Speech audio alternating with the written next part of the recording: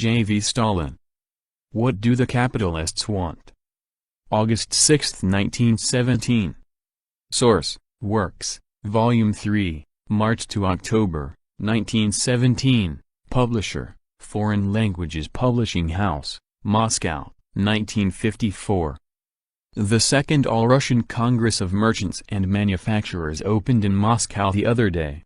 It was inaugurated with a programmatic speech by the leader of the nationalists, Rybushinsky the millionaire. What did Rybushinsky say?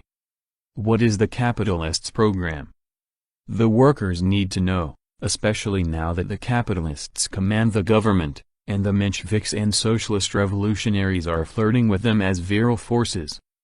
For the capitalists are the sworn enemies of the workers, and in order to vanquish our enemies we must first know who they are. What, then, do the capitalists want?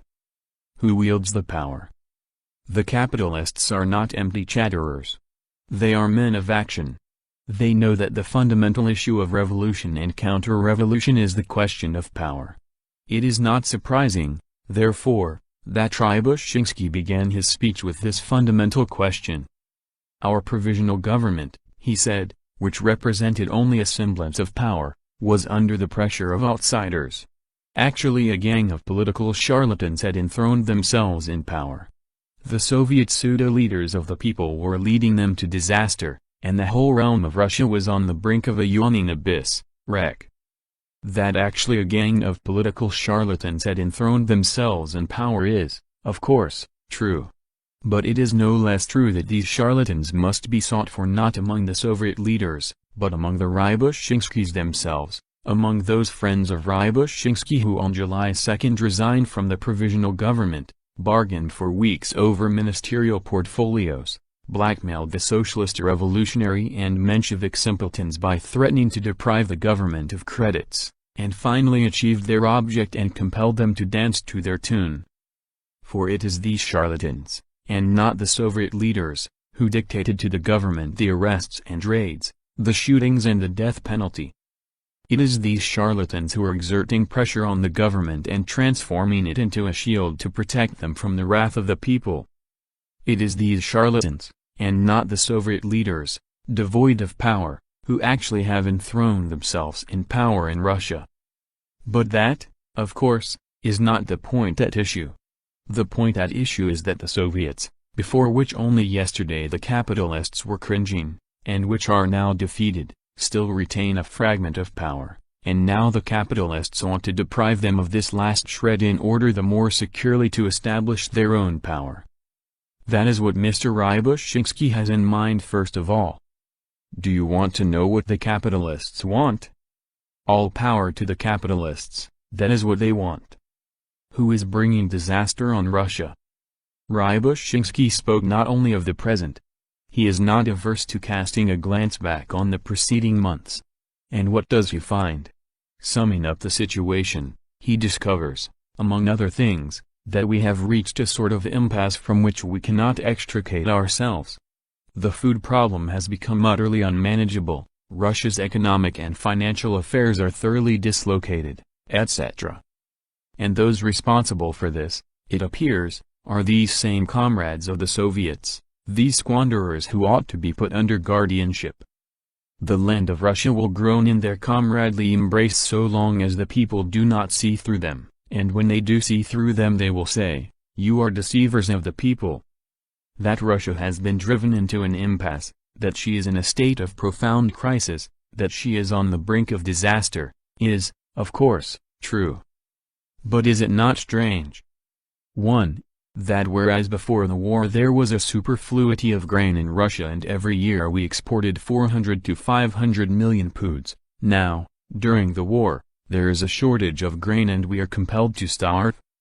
2. That whereas before the war Russia's national debt amounted to 9,000 million rubles, and to pay the interest on it only 400 million rubles were required annually, during the 3 years of the war the national debt has risen to 60,000 million rubles, requiring 3,000 million rubles annually for the payment of interest alone? Is it not clear that Russia has been driven into an impasse by the war, and only by the war? But who impelled Russia into the war? And who is impelling her to continue the war, if not these selfsame Rybushinskys and Konovalovs, Milyakovs and Vinevers? There are squanderers in plenty in Russia, and they are bringing disaster upon her, of that there can be no doubt. But they must be sought for not among the comrades, but among the Rybushinskys and Konovalovs, the capitalists and bankers, who are making millions out of war contracts and government loans. And when, someday, the Russian people see through them, they will make short work of them, of that they may rest assured. But that, of course, is not the point at issue. The point at issue is that the capitalists are thirsting for their profitable war to a finish, but are afraid to answer for its consequences, and so they are trying to throw the blame on the comrades, in order to be able the more easily to drown the revolution in the welter of war. That is what Mr. Rybushinsky's speech hinted at. Do you want to know what the capitalists want? War until complete victory over the revolution, that is what they want. Who is betraying Russia? After describing the critical state of Russia, Rybushinsky proposed a way out of the situation. And listen to the way out he proposes. The government has not given the people bread, or coal, or textiles. Perhaps to find a way out of the situation we shall need the gaunt hand of famine, the destitution of the people, which would seize by the throat the false friends of the people, the democratic Soviets and committees. Do you hear that? We shall need the gaunt hand of famine, the destitution of the people. The Rybushinskys, it appears, are not averse to bestowing famine and destitution upon Russia in order to seize by the throat the democratic Soviets and committees. They are not averse, it appears, to closing down mills and factories or creating unemployment and starvation, in order to provoke the people to give premature battle and the more thoroughly to settle accounts with the workers and peasants. There you have them, these virile forces of the country, on the testimony of Rabukaya Gazeta and Delo Naroda. There you have them, the real traitors and betrayers of Russia. Many are talking about treachery in Russia today. Former gendarmes and present secret service agents, incompetent hirelings and dissolute suitors are all writing about treachery, hinting at the democratic Soviets and committees. Let the workers know that the lying talk about treachery is only a camouflage to conceal the real betrayers of much suffering Russia. Do you want to know what the capitalists want? The triumph of the interests of their purses, even if it means the doom of Russia, that is what they want. Rabuki I sold it, number 13, August 6, 1917. End of, What Do the Capitalists Want? By J. V. Stalin.